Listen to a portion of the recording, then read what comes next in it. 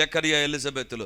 వయసు పెరుగుతున్నా, సవాళ్ళు పెరుగుతున్నా, ప్రజలు ఏమనుకుంటారో, అసలు వస్తుందో రాదో, ఈ వయసులో ఎవరికి వచ్చింది, ఎవరు పొందుకున్నారు, సేవ చేస్తున్నప్పుడు ఎందుకు రాలేదు అనేటువంటి అన్నిటినీ ప్రక్కన పెట్టి దే ఆర్ ప్రేయింగ్. ఈరోజు దేవుడు అంటున్నాడు, అన్నింటినీ కలిగి ఉంటున్నావు, ప్రార్థన ఒక్కటి నీకు దూరం అయిపోతే ఈరోజు దేవుడు నీతోనే మాట్లాడుతున్నాడు, తట్టి లేపుతున్నాడు. స్టార్ట్ ప్రేయింగ్, ప్రార్థన చేయడం ప్రారంభించు. చాలామంది ఒక ప్రశ్న అడుగుతూ ఉంటారు, బ్రదర్ ఎక్కువసేపు ప్రార్థన చేయాలంటే ఏం చేయాలి? వాస్తవం చెప్పనా, ఎక్కువసేపు ఎవరు ప్రార్థన చేయలేరు. ఎవరైనా మేము ఇన్ని గంటలు ప్రార్థన చేశామంటే దాంట్లో ప్రార్థన ఉంటుంది, ప్లస్ ఇంకా కొన్ని ఉంటాయి, ఖచ్చితంగా ఉంటాయి. కంటిన్యూగా నో బడీ కెన్ ప్రే. ఎందుకు తెలుసా? నీ ప్రార్థనలో స్తుతి ఉండాలి, నీ ప్రార్థనలో వాక్యం ఉండాలి, నీ ప్రార్థనలో దేవుని అడగడం ఉండాలి, దేవుడు చేసిన మేలను జ్ఞాపకం చేసుకోవాలి. ఇవన్నీ ప్రార్థన చేస్తే ఎక్కువసేపు అవుతుంది. అంతే తప్ప continuously you cannot pray. Online ప్రేయర్లో చూస్తుంటాం, తనకలాడుతుంటాం కదా, ప్రార్థనకు 1 గంట అయిపోయింది, అంతే 1 గంటనే 3 గంటలు అయిపోయింది అనుకుంటాం. ఎందుకు తెలుసా? మనం చేసే ప్రార్థన చిన్నది, మన ఎక్స్పెక్టేషన్ చాలా పెద్దగా ఉంటుంది.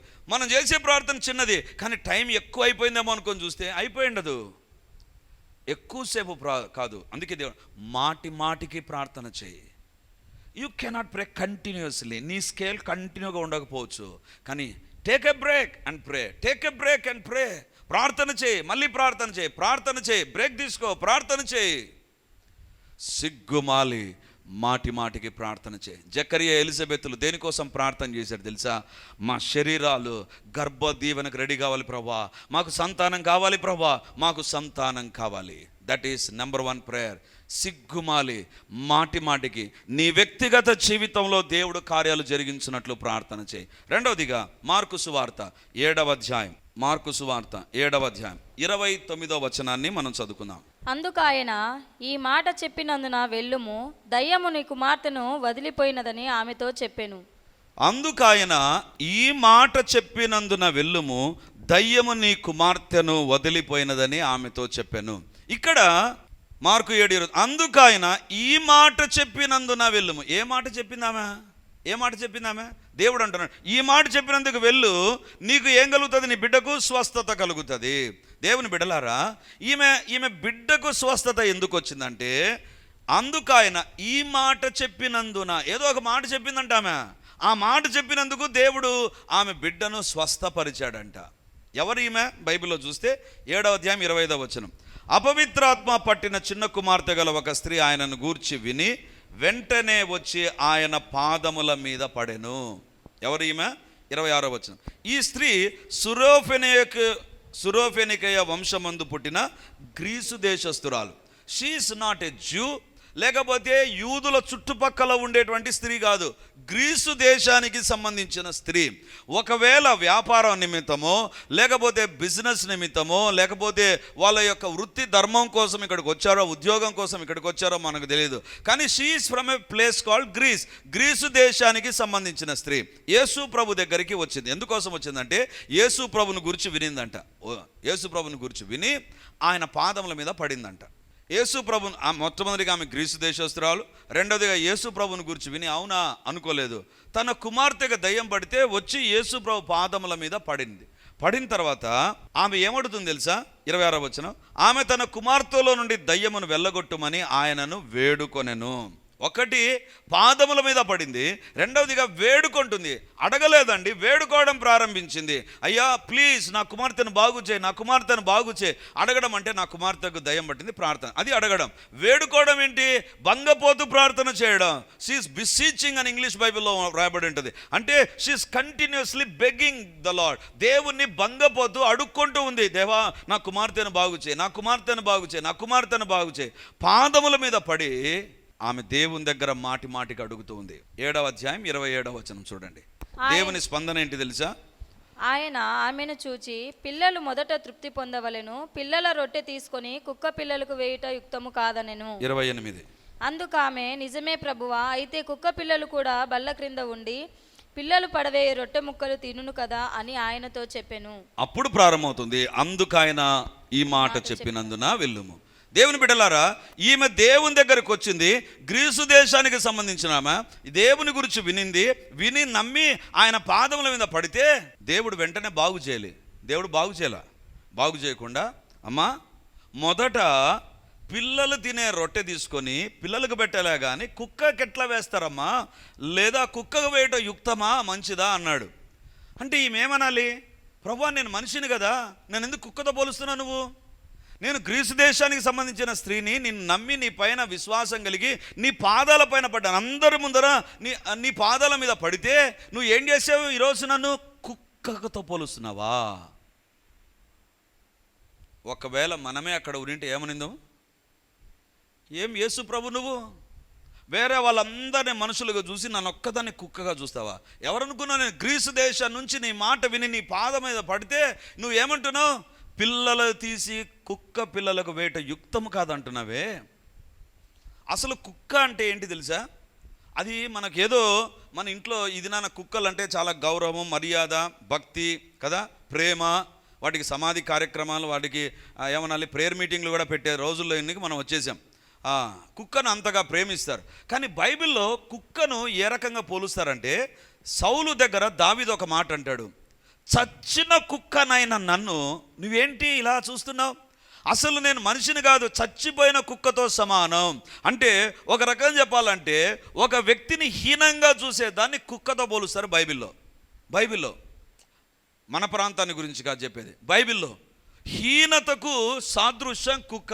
రెండవదిగా చూస్తే పౌలు ఏమంటాడు తెలుసా, తప్పుడు బోధలను బోధించే వారిని కుక్కతో పోల్చాడండి. తప్పుడు బోధలు బోధించే వారిని కుక్కతో పోల్చాడు. మూడవదిగా బైబిల్లో మనం గమనిస్తే ఎవరైతే ప్రజల ఎదుట దేవుని రాజ్యాన్ని మూస్తారో, ప్రకటన గ్రంథంలో వ్రాయబడింది, వారు కుక్కతో పోల్చబడ్డారు. 3 విషయాలు. హీనంగా చూచబడే దాంట్లో కుక్కను ఉపయోగిస్తారు. రెండవదిగా దేవుని వాక్యానికి తప్పు భాష చెప్పి బోధించే వారిని కుక్కతో పోల్చారు.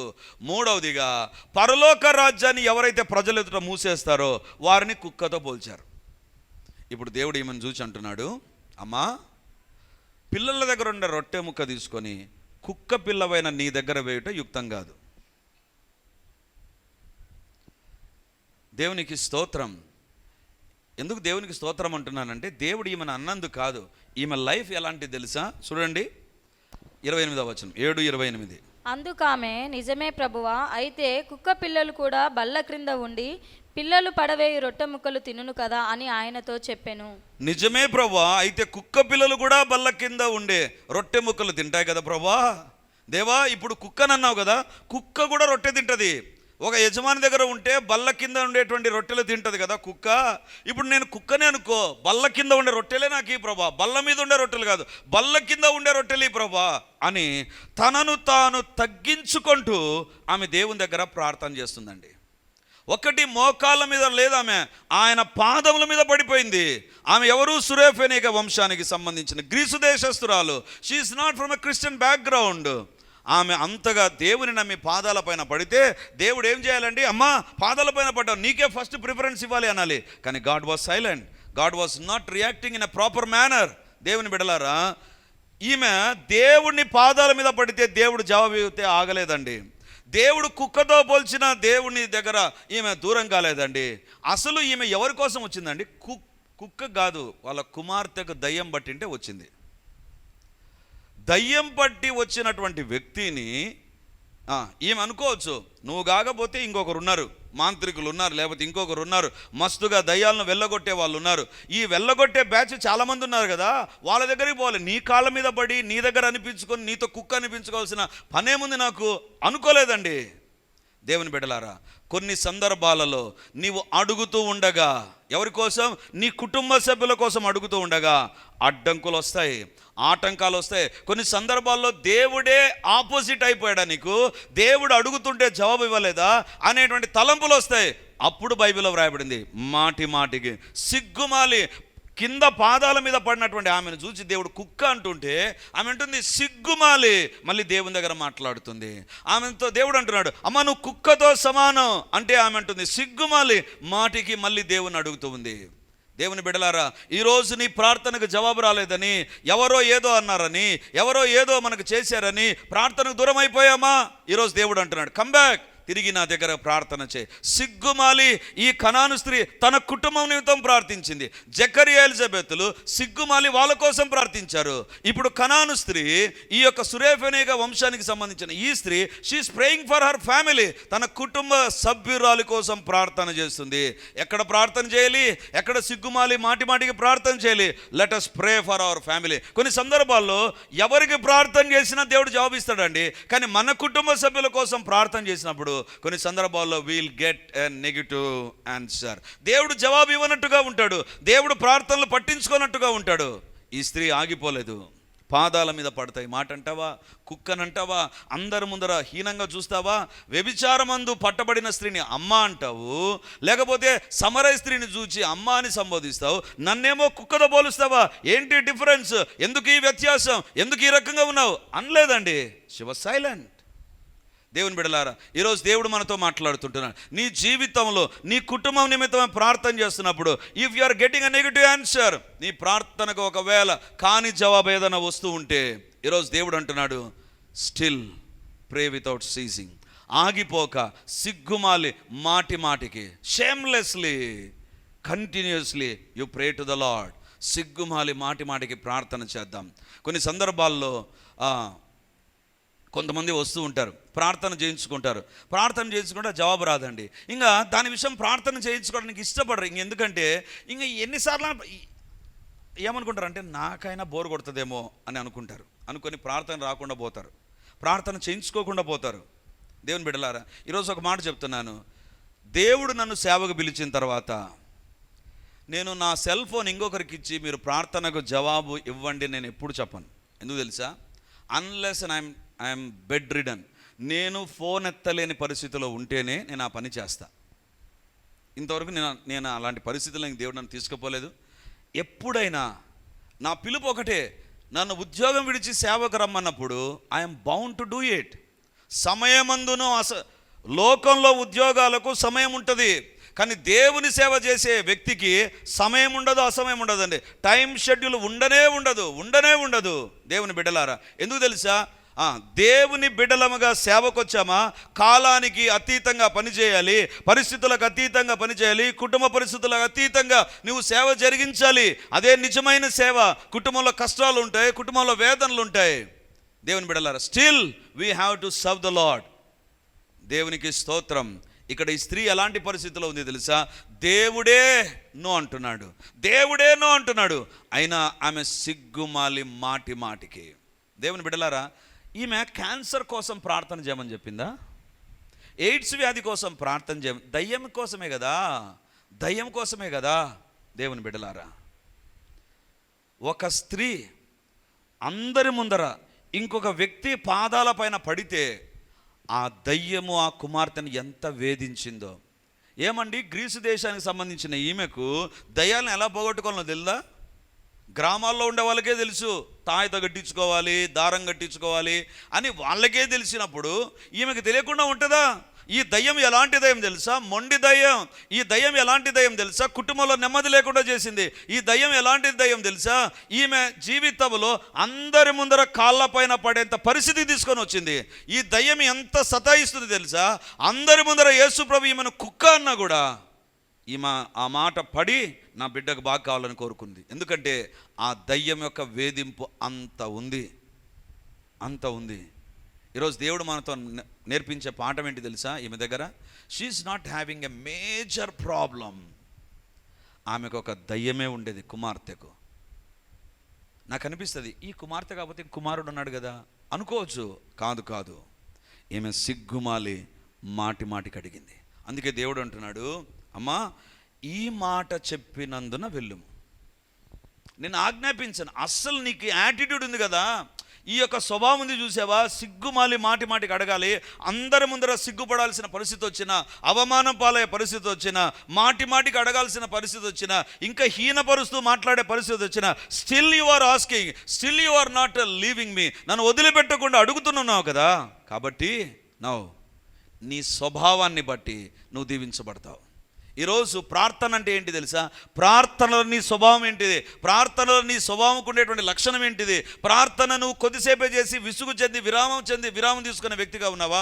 అలా కాకుండా సిగ్గుమాలి ఈ తల్లిలాగా కుటుంబ పరిస్థితుల మితమై దేవుని దగ్గర ప్రార్థన చేసే వ్యక్తివైతే ఈరోజు నా దేవుడు చెప్పే మాట ఒకటి, నీవు వెళ్ళుము, నీ కుమార్తె దయ్యము వదిలిపోయింది. దయ్యము నీ కుమార్తెను వదిలిపోయినది. Because of your attitude. దేవుని బిడ్డలారా, ఈరోజు ప్రార్థనలో మన యొక్క దృక్పథం మారునుగాక, మనం ప్రార్థించే విధానం మారునుగాక. ఏ రకంగా ప్రార్థించాలి? సిగ్గుమాలి మాటిమాటికి ప్రార్థించాలి. ఇంతసేపు ప్రార్థన చేస్తావు, ఇన్ని రోజులు ప్రార్థన, ఏమొచ్చిందని ప్రార్థన చేస్తావు, ఏమొచ్చిందని దేవుని దగ్గరికి వెళ్తావు. అప్పుడు చెప్పాలి నువ్వు, నా దేవుడు ఇస్తాడు. ఈమె అనుకోవచ్చు, శిష్యులు కూడా ఆశ్చర్యపోయింటాడు. ఫస్ట్ టైం యేసు ప్రభు దగ్గర నోటిలోంచి కుక్క అనేటువంటి పదం వస్తుంది. ఏంటి, వేరొక స్త్రీని చూసి కుక్క అంటున్నాడు యేసు ప్రభు ఎందుకు ఈ రకంగా మాట్లాడుతున్నాడు, ఈ రకంగా ప్రవర్తిస్తుంటున్నాడు అని శిష్యులు కూడా ఆశ్చర్యపోయి ఉంటారండి. బట్ అందరూ ఆశ్చర్యపోతున్నా ఈమె మాత్రం ఒకటి, నా దేవుడు నాకు ఇస్తాడు. ఈయన పాదాల మీద పడ్డాను, ఇస్తాడు. మాటికి అడగడానికి రెడీ అయిపోయింది. మొదటిది, మాటికి సిగ్గుమాలి దేవుని అడిగితే నీ వ్యక్తిగత జీవితంలో దేవుడు కార్యాలు చేస్తాడు. రెండవది, నీ కుటుంబ జీవితంలో కార్యాలు చేస్తాడు. అది ఎలాంటిదైనా it is immaterial to you, నీకు అనవసరం. దేవుడు వాటి విషయంలో కార్యాలను జరిగిస్తాడు. మూడవ భాగాన్ని చూపించి నేను ముగిస్తాను. కొలసీలకు రాసిన పత్రిక 1వ అధ్యాయం 9వ వచనం. కొలసీలకు రాసిన పత్రిక 1వ అధ్యాయం 9వ వచనంలో ఉంటుంది, అందుచేత ఈ సంగతి విననాటి నుండి మేమును మీ నిమిత్తము ప్రార్థన చేయుట మానక. పౌలు అంటున్నాడు, నేను ప్రార్థన చేయడం మానిపోలేదు. ఈ సంగతి విననాటి నుండి. ఏ సంగతి విన్నాడు? 9వ వచనం చదివాం. ఇప్పుడు 8వ వచనం చూడండి. అతడు మా విషయంలో నమ్మకమైన క్రీస్తు పరిచారకుడు, అతడు ఆత్మయందలి మీ ప్రేమను మాకు తెలిపినవాడు. కొలసీ సంఘములో ఏముందంట? దేవుని పట్ల ప్రేమ ఉందంటండి. జాగ్రత్తగా వినండి. సెల్ ఫోన్ పట్ల ప్రేమ ఉండే వాళ్ళని చూస్తాం కదా, ఉద్యోగాల పట్ల ప్రేమ ఉండే వాళ్ళని చూస్తాం. ఇక్కడ పౌలు యొక్క పరిచర్య కొలసీలో జరిగితే వీళ్ళకు ఆత్మయందలి ప్రేమ, దేవుని పైన వీళ్ళకి ప్రేమ ఉందంటండి. ఎంత ప్రేమ అంటే, సీరియల్ పైన ప్రేమ ఉంటుంది కొంతమందికి, వీళ్ళకి అది లేదు. చీరల పైన ప్రేమ ఉంటుంది, అది లేదు. దేవుని పట్ల వీళ్ళకు ప్రేమ ఉందని వేరొకరి ద్వారా పౌలు తెలుసుకొని పౌలు అంటున్నాడు, నేను మానక మీకోసం ప్రార్థన చేస్తా. మానకుండా ఆల్రెడీ వీళ్ళు దేవుని పైన ప్రేమ కలిగినారు కదా పౌలా, ఎందుకు నువ్వు మళ్ళీ ప్రార్థన చేయాలి వీళ్ళ కోసం? ఆల్రెడీ వీళ్ళు దేవుని నమ్మిన వాళ్ళు కదా, దేవుని ప్రేమలో వర్ధిల్లాలని కోరుకున్నటువంటి వాళ్ళు కదా, వేరొకరి ద్వారా వీళ్ళకి సమాచారం నువ్వు వింటున్నావు కదా, వీళ్ళని గురించిన వార్తలు ఎవరెవరో మాట్లాడుకుంటున్నారు కదా, మరి వాళ్ళ గురించి మానక ఎందుకు ప్రార్థన చేస్తున్నావు నువ్వు? మాటికి ఎందుకు? ఆల్రెడీ పౌలు పరిచర్లోనే వీళ్ళు ప్రభు వైపు తిరిగారండి. కొలసీ సంఘం ఏర్పడింది పౌలు పరిచర్య ద్వారానే. ఇప్పుడు పౌలు అనుకోవచ్చు, వీళ్ళు ఆత్మలో వర్ధిల్లుతున్నారు కదా, లేకపోతే ఆత్మ యందు దేవుని పట్ల ప్రేమ కలిగిన వారు కదా, చాలేబ్బా వీళ్ళు రక్షించబడ్డారు, వీళ్ళు బాగున్నారు అనలేదు. ఏమంటున్నాడు తెలుసా? మానక మీకోసం ప్రార్థన చేస్తా. ఎందుకు మానక ప్రార్థన చేస్తానన్నాడు తెలుసా? 28వ వచనం చూడండి. 28వ వచనం, ప్రతి మనుషుని క్రీస్తునందు సంపూర్ణునిగా చేసి ఆయన ఎదుట నిలవబెట్టవలెనని సమస్త విధములైన జ్ఞానంతో మేము ప్రతి మనుషునికి బుద్ధి చెప్పుచు ప్రతి మనుషునికి బోధించుచు ఆయనను ప్రకటించుచున్నాము. చాలు. పౌలు ఎందుకు ఈ మాట అంటున్నాడు తెలుసా? ప్రతి మనుషుని క్రీస్తునందు సంపూర్ణునిగా చేసి. పౌలు యొక్క టార్గెట్ ఏంటి తెలుసా?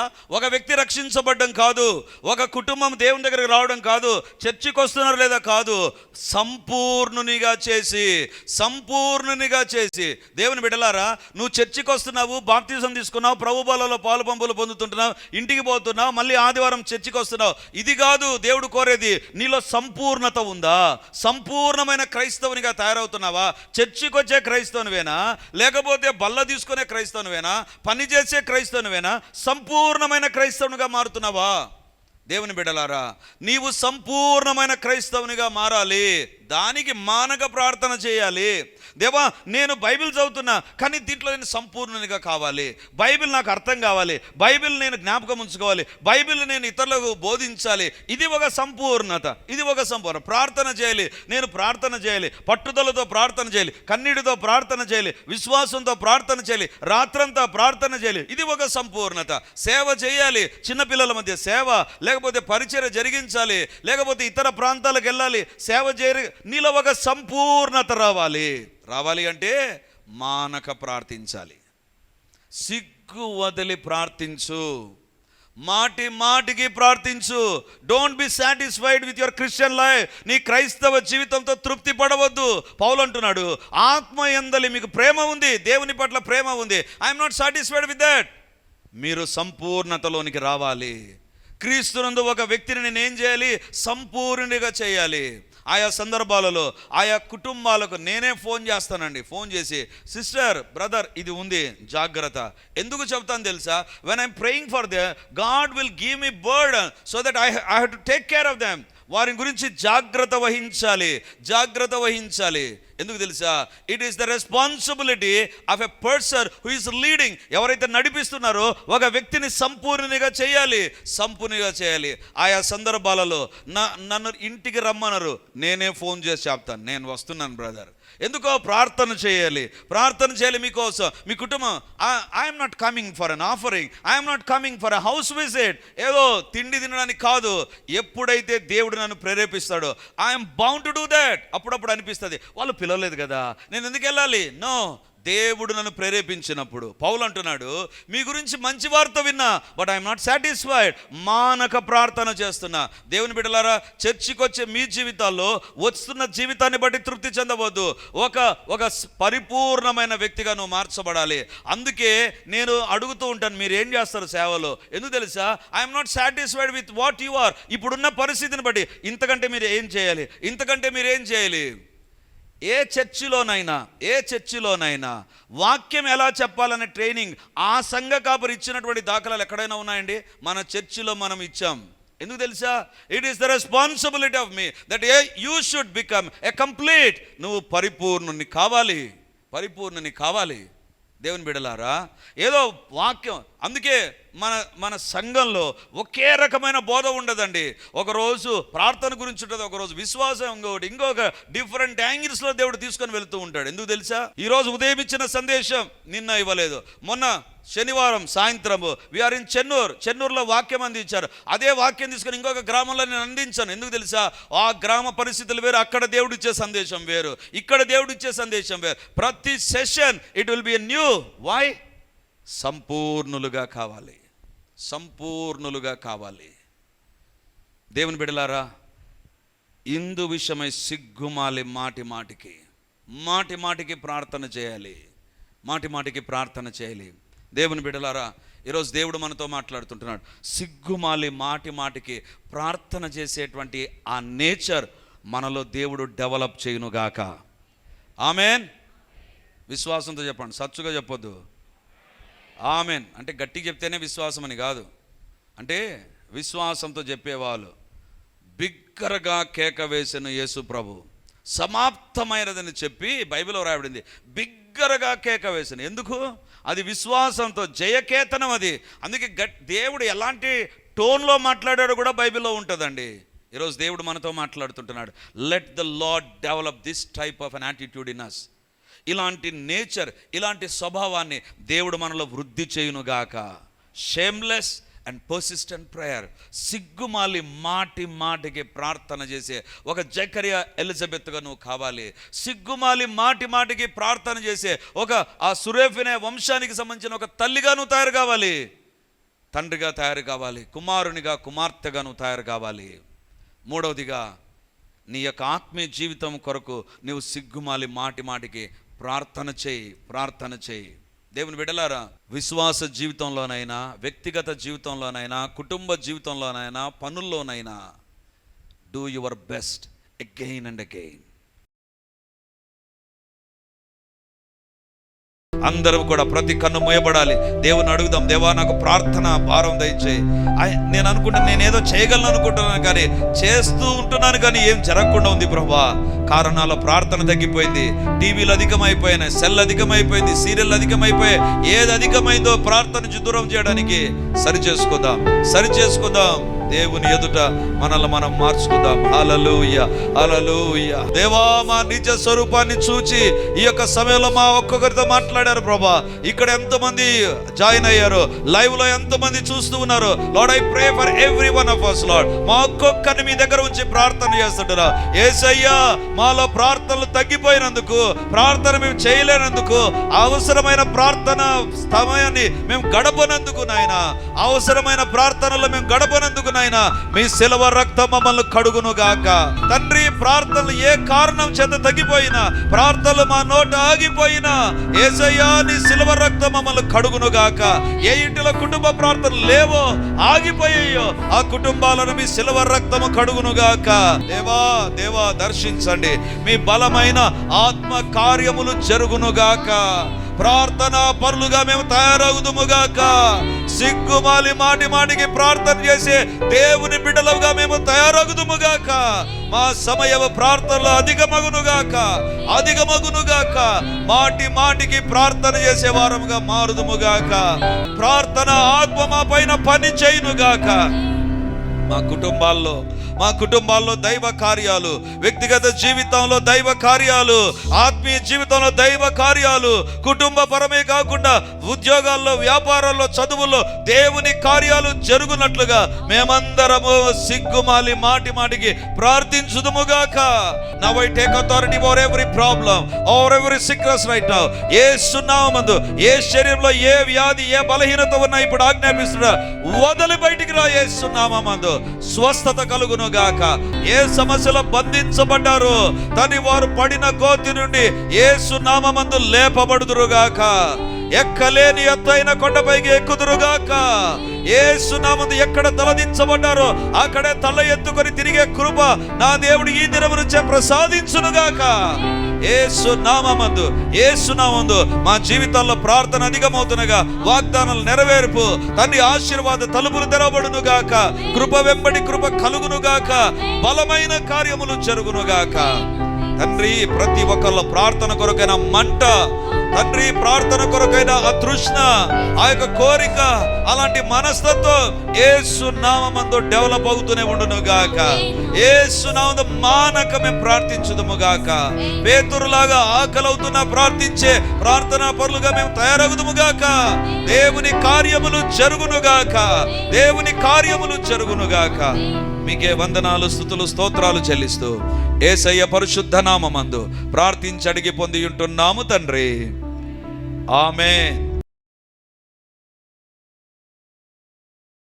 నిన్నటి దినాన వీళ్ళ కుమారుడు 10th క్లాస్ చదివేటువంటి అబ్బాయికి కళ్ళు తిరుగుతూ చాలా సీరియస్ కండిషన్లకి ఆ బిడ్డ వెళ్ళినప్పుడు ఈ తల్లి డాక్టర్ దగ్గర తీసుకుపోయింది. డాక్టర్స్ అన్ని టెస్టులు చేయాలి అని చాలా ఈమెకు భయం వేసిందంట.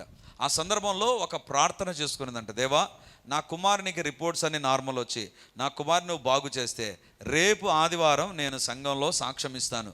దేవుడు ఈమె ప్రార్థన విని, ఆ హాస్పిటల్లో విని, తన కుమారుని విషయంలో సంపూర్ణముగా దేవుడు సహాయం చేసి, ఇందాక నాకు చెబుతూ ఆమె ఏడ్చింది, ఏమైపోతుందో నా కుమారునికి అని అనుకునేటువంటి పరిస్థితుల్లో దేవుడు ప్రార్థన ఆలకించి అన్ని విషయాల్లో ప్రభు సహాయం చేశాడు అని దేవుని మహింపరుస్తుంది. హాస్పిటల్లో చేయబడిన ప్రార్థన విన్నటువంటి దేవుడు మన దేవుడు. చప్పటి కొట్టి దేవుని మహింపరుస్తాం. Every report is normal and తన కుమారుణ్ణి ఆరోగ్యంగా ఉంచిన దేవుడు స్తుతించబడును. సో 7 రోజులు ఉపవాస ప్రార్థన ఎత్తి పెట్టుకొని దేవుడు చేసిన అద్భుతాన్ని దాచిపెట్టి ఏలియాలాగా ఈరోజు సాక్ష్యం చెప్తుంది. ఏంటి అంటే, ఆ రోజు 7 రోజుల ఉపవాస ప్రార్థనలో నా దగ్గర కూడా వచ్చి చెప్పింది, వీళ్ళ పొలం విషయంలో చాలా పెద్ద తగాదా. సో ఆ తగాదా విషయంలో వాళ్ళకి ఆ పొలం రాకుండా పోతుందేమో అనుకొని ఉపవాస ప్రార్థనలకు వచ్చినప్పుడు దేవుడు వీళ్ళ తల్లి యొక్క ప్రాపర్టీ విషయంలో దేవుడు సహాయం చేసి ఏ గలబాలు, ఎలాంటి డిస్టర్బెన్స్ లేకుండా వాళ్ళ పొలాన్ని దేవుడు తిరిగి వారికే దయచేశాడు. చప్పట్లు కొట్టి దాన్ని మహిమపరుస్తాం. దేవాని కుమార్తెను దీవించండి. కుటుంబంలో జరగవలసిన రక్షణ కార్యాలు కుటుంబం అంతట్లో మీరు జరిగించి మహిమను పొందుమని యేసు నామమున అడుగుచున్నాను తండ్రి, ఆమేన్.